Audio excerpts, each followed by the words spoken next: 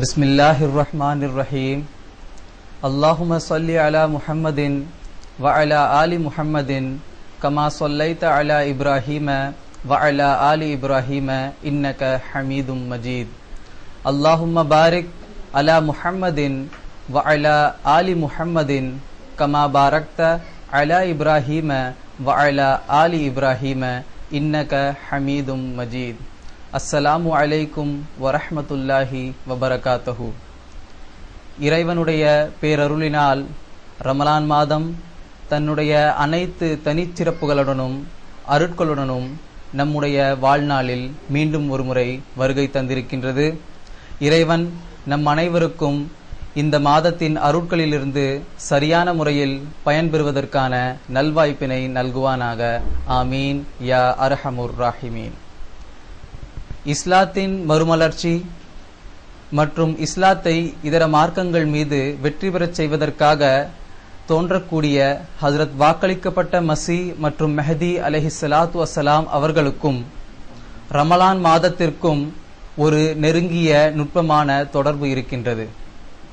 அது என்னவென்றால், நபிகள் நாயகம் ஸல்லல்லாஹு அலைஹி வஸல்லம் அவர்கள் வாக்களிக்கப்பட்ட மசி மற்றும் மெஹதி அலைஹிஸ்ஸலாத்து வஸ்ஸலாம் அவர்களுடைய வருகை மற்றும் அன்னாரின் காலம் மற்றும் அன்னாருடைய வாதத்தின் உண்மைத்துவத்தை நிரூபணம் செய்வதற்காக ரமலான் மாதத்தில் சூரியனுக்கும் சந்திரனுக்கும் கிரகணங்கள் ஏற்படும் என முன்னறிவித்திருக்கின்றார்கள். இந்த ஹதீஸ் சுனன் தார் குத்தனி என்ற ஹதீஸ் தொகுப்பு நூலில் பாகம் 1 பக்கம் 188 பதிவு செய்யப்பட்டுள்ளது. நபிகள் நாயகம் ஸல்லல்லாஹு அலைஹி வஸல்லம் அவர்கள் கூறுகிறார்கள், இன்ன லிமஹ்தீனா ஆயத்தைனி லம் தகூனா முன்சு ஹல்கி ஸமாவாதி வல் அர்ஸி யன்ஹஸிஃபுல் கமரு ஃபி அவ்வலி லைலத்தின் மின் ரமதான் வ தன்கஸிஃபு ஷம்சு ஃபி நிஸ்ஃபின் மின்ஹு. சுனன் தார் குத்தனி பாகம் 1 பக்கம் 188. இந்த ஹதீஸின் பொருள் என்னவென்றால், நம்முடைய மெஹதி, அதாவது வாக்களிக்கப்பட்ட மசி மற்றும் மெஹதி அலைஹிஸ்ஸலாத்து வஸ்ஸலாம் அவர்களுக்கென 2 அடையாளங்கள் இருக்கின்றன. வானம் மற்றும் பூமி தோன்றிய காலத்திலிருந்து இத்தகைய அடையாளங்கள் ஏற்பட்டதில்லை. அந்த அடையாளங்கள் என்னவென்றால், சந்திரனுக்கு ரமலான் மாதத்தின் முதல் இரவிலும் சூரியனுக்கு நடுநாளிலும் கிரகணங்கள் ஏற்படும் என நபிகள் நாயகம் ஸல்லல்லாஹு அலைஹி வஸல்லம் அவர்கள் முன்னறிவித்திருக்கின்றார்கள். வாக்களிக்கப்பட்ட மசி மற்றும் மெஹதி அலைஹிஸ்ஸலாத்து வஸ்ஸலாம் அவர்களுடைய காலத்தின் அடையாளம் என்னவென்றால், ரமலான் மாதத்தில் சந்திரனுக்கும் சூரியனுக்கும் குறிப்பிட்ட தேதிகளில் கிரகணங்கள் ஏற்படும். இந்த ஹதீஸில் 5 விஷயங்கள் குறிப்பிடப்பட்டிருக்கின்றன. முதலாவது, சந்திரனுக்கு குறிப்பிட்ட தேதிகளில் கிரகணம் ஏற்படும். இரண்டாவது, சூரியனுக்கு குறிப்பிட்ட தேதிகளில் கிரகணம் ஏற்படும். மூன்றாவது, இந்த 2 கிரகணங்களும் ரமலான் மாதத்தில் ஏற்படும். நான்காவது, இத்தகைய அடையாளங்கள் வானம் மற்றும் பூமி தோன்றிய காலத்திலிருந்து ஏற்பட்டதே இல்லை. ஐந்தாவது, இத்தகைய நிகழ்வு நிகழ்ந்தால் அது வாக்களிக்கப்பட்ட மசி மற்றும் மெஹதி அலைஹிஸ்ஸலாத்து வஸ்ஸலாம் அவர்களுடைய காலத்திற்கு, அவர்களுடைய வருகைக்கு ஒரு அடையாளமாக திகழும். ஆக இந்த ஹதீஸில் 5 விஷயங்கள் குறிப்பிடப்பட்டிருக்கின்றது. இந்த ஹதீஸை முழுமையான முறையில் இதன் அனைத்து நுட்பமான கருத்துக்களையும் நாம் புரிந்து கொள்ள வேண்டும் என்றால், அதற்கு சூரிய மற்றும் சந்திர கிரகணங்களின் அடிப்படை ஞானம் மற்றும் அறிவு, இதை தவிர இஸ்லாமிய மாதமாகிய ஹிஜ்ரி கமரியின் அடிப்படை அறிவு மற்றும் ஞானமும் நமக்கு இருக்க வேண்டியது மிக அவசியமாகும். எனவே இந்த 2 ஞானத்தை பற்றியும் நான் உங்கள் முன் விளக்க விரும்புகிறேன். சூரிய கிரகணம், சந்திர கிரகணம். சூரிய கிரகணம் எப்பொழுது ஏற்படுகிறது என்றால், சூரியனுக்கும் நமது பிரபஞ்சத்திற்கும் நடுவில் நிலவு வந்து சந்திரன் வந்து நம்முடைய பிரபஞ்சத்தை சூரியனிடமிருந்து ஒளியை பெறாமல் தடுத்து விடுகிறது என்றால் அது சூரிய கிரகணமாகும். சந்திர கிரகணம் எப்பொழுது ஏற்படுகிறது என்றால், சந்திரனுக்கும் சூரியனுக்கும் நடுவில் நமது பிரபஞ்சம் தோன்றிவிடுகிறது. மேலும் சந்திரன் சூரியனிடமிருந்து ஒளி பெறாமல் இருக்கும் பொழுது சந்திர கிரகணம் ஏற்படுகின்றது. அறிவியல் மற்றும் வானியல் அறிஞர்கள் கூறுவது என்னவென்றால், சந்திர கிரகணம் ஏற்பட வேண்டுமென்றால் ஃபுல் மூன் அதாவது முழு நிலவு இருக்க வேண்டியது மிக அவசியமான ஒரு விஷயமாகும். அதேபோல் சூரிய கிரகணம் ஏற்பட வேண்டும் என்றால் நியூ மூன் அதாவது புதிய பிறை இருக்கக்கூடியது மிகவும் அவசியமான ஒரு விஷயமாகும் என விஞ்ஞானிகள் நமக்கு கற்றுத்தந்திருக்கின்றார்கள். இப்பொழுது இஸ்லாமிய வருடம் ஹிஜ்ரி கமரியை பற்றி நான் உங்களுக்கு சில விஷயங்கள் கூற விரும்புகிறேன்.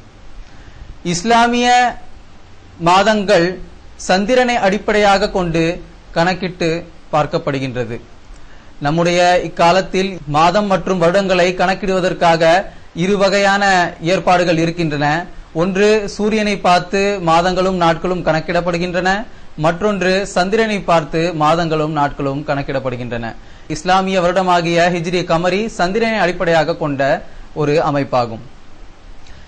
இந்த அமைப்பு நபிகள் நாயகம் ஸல்லல்லாஹு அலைஹி வஸல்லம் அவர்கள் மக்காவிலிருந்து மதீனாவிற்கு இடம்பெயர்ந்து சென்ற அந்த நிகழ்வை நினைவில் கொண்டவாறு அமைக்கப்பட்டிருக்கின்றது.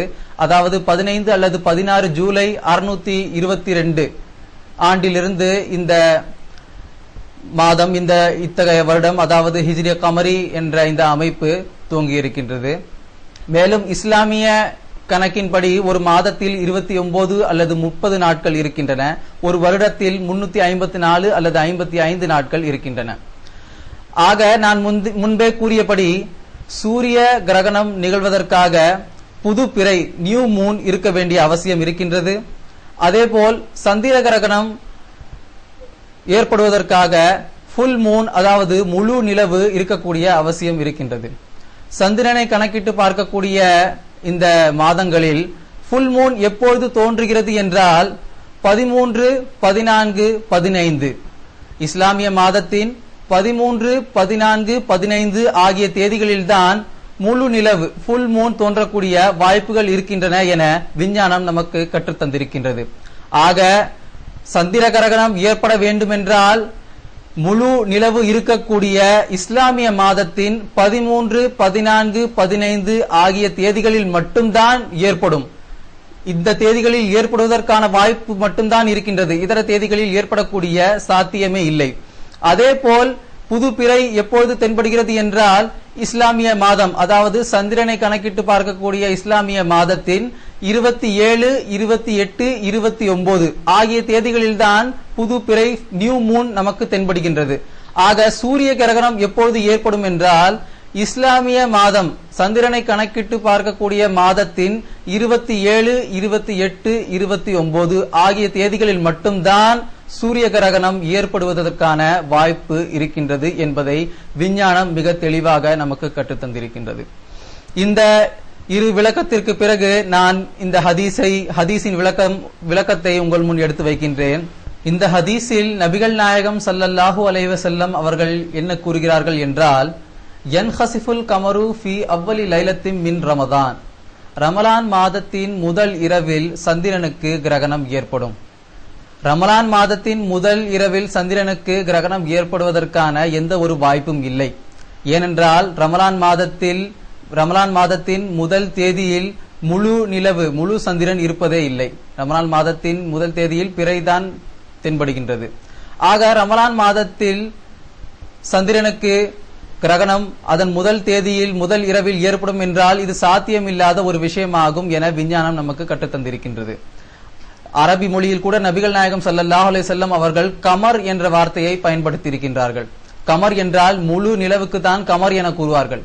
பிறைக்கு ஹிலால் என அரபி மொழியில் கூறுவார்கள்.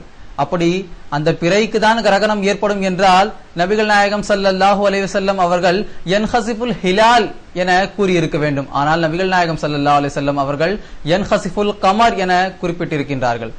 ஆக ரமலான் மாதத்தின் முதல் இரவில் சந்திரனுக்கு கிரகணம் ஏற்படும் என இந்த ஹதீஸில் கூறப்படவில்லை. மாறாக என்ன கூறப்பட்டிருக்கின்றது என்றால் சந்திரனுக்கு கிரகணம் ஏற்படக்கூடிய வாய்ப்புகள் இருக்கின்ற தேதிகளில் முதல் தேதியில் சந்திரனுக்கு கிரகணம் ஏற்படும் ரமலான் மாதத்தில் என நபிகள் நாயகம் ஸல்லல்லாஹு அலைஹி வஸல்லம் அவர்கள் நமக்கு கற்றுத்தந்திருக்கிறார்கள். விஞ்ஞானம் என்ன கூறுகிறது என்றால் இஸ்லாமிய மாதத்தின்படி அதாவது சந்திரனை கணக்கிட்டு பார்க்கக்கூடிய மாதத்தின் 13, 14, 15 ஆகிய தேதிகளில் சந்திரனுக்கு கிரகணம் ஏற்படக்கூடியதற்கான வாய்ப்பு இருக்கின்றது. ஆக நபிகள் நாயகம் ஸல்லல்லாஹு அலைஹி வஸல்லம் அவர்கள் நமக்கு என்ன முன்னறிவிப்பு செய்திருக்கிறார்கள் என்றால், ரமலான் மாதத்தின் 13ஆம் தேதி, இதுதான் முதல் நாள். சந்திர கிரகணம் ஏற்படக்கூடிய வாய்ப்புகள் இருக்கின்ற தேதிகளில் முதல் தேதி 13ஆம் தேதி. ரமலான் மாதத்தின் 13ஆம் தேதிக்கு சந்திரனுக்கு கிரகணம் ஏற்படும். அதே போல் சூரியனுக்கு நடுநாளில் கிரகணம் ஏற்படும்.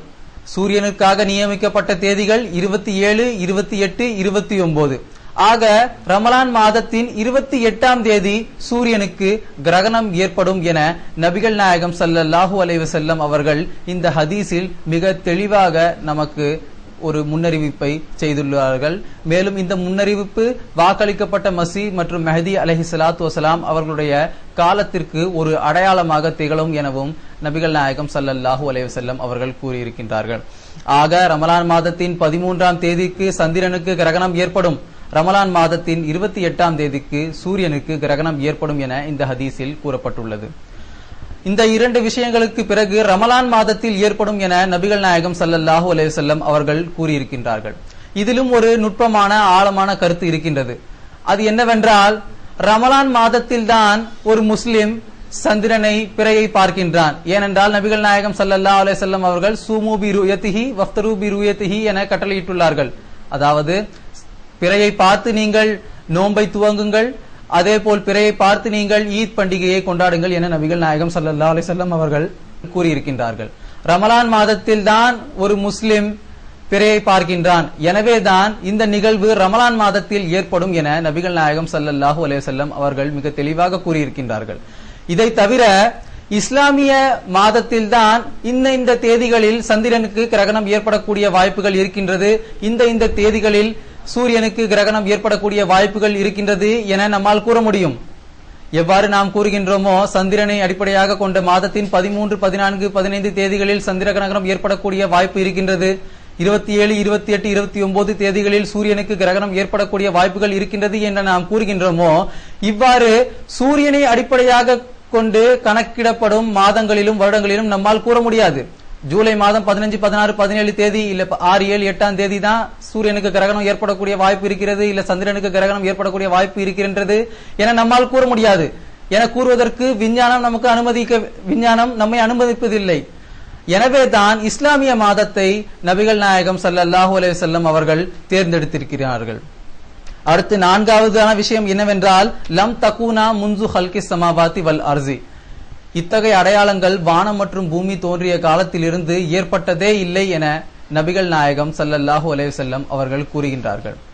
விஞ்ஞானம் நமக்கு என்ன கூறுகின்றது என்றால், நபிகள் நாயகம் ஸல்லல்லாஹு அலைஹி வஸல்லம் அவர்கள் தோன்றிய காலத்திலிருந்து இன்று வரை சுமார் 109 தடவை ஒரே மாதத்தில் ரமலான் மாதத்தில் சந்திரனுக்கும் சூரியனுக்கும் கிரகணம் ஏற்பட்டிருக்கின்றது என விஞ்ஞானம் வரலாற்றின் சாட்சியுடன் நமக்கு தெளிவுபடுத்துகிறது.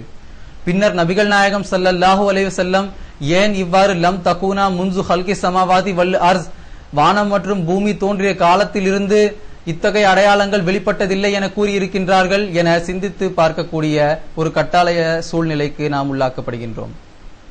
இதற்கான விடையும் நபிகள் நாயகம் ஸல்லல்லாஹு அலைஹி வஸல்லம் அவர்கள் இந்த ஹதீஸிலே கொடுத்திருக்கின்றார்கள். நபிகள் நாயகம் ஸல்லல்லாஹு அலைஹி வஸல்லம் அவர்கள் கூறுகிறார்கள், இன்னலி மெஹதீனா ஆயத்தைன், நம்முடைய மெஹதிக்கென 2 அடையாளங்கள் இருக்கின்றன. இதன் மூலம் நபிகள் நாயகம் ஸல்லல்லாஹு அலைஹி வஸல்லம் அவர்கள் என்ன கூற விரும்புகிறார்கள் என்றால், இத்தகைய அடையாளம் எந்த ஒரு இறை தூதரின் வாதத்தின் உண்மைத்துவத்தை நிறுவனம் செய்யும் வகையில் அமையவில்லை. இத்தகைய நிகழ்வு ஏற்பட்டிருக்கின்றது, அதில் எந்த ஒரு சந்தேகமும் இல்லை. ஆனால் அது எந்த ஒரு நபரின் உண்மைத்துவத்தை வெளிப்படுத்துவதற்காக நிகழ்ந்ததில்லை என நபிகள் நாயகம் ஸல்லல்லாஹு அலைஹி வஸல்லம் இந்த ஹதீஸின் மூலமாக நமக்கு கற்றுத்தந்திருக்கின்றார்கள். ஆக இந்த ஹதீஸில் கூறப்பட்டுள்ள ஒவ்வொரு வார்த்தையும் ஒவ்வொரு சொல்லும் மிக நுட்பமான ஆழமான அர்த்தங்களையும் கருத்துக்களையும் எடுத்து வைக்கக்கூடியதாக அமைந்திருக்கின்றது.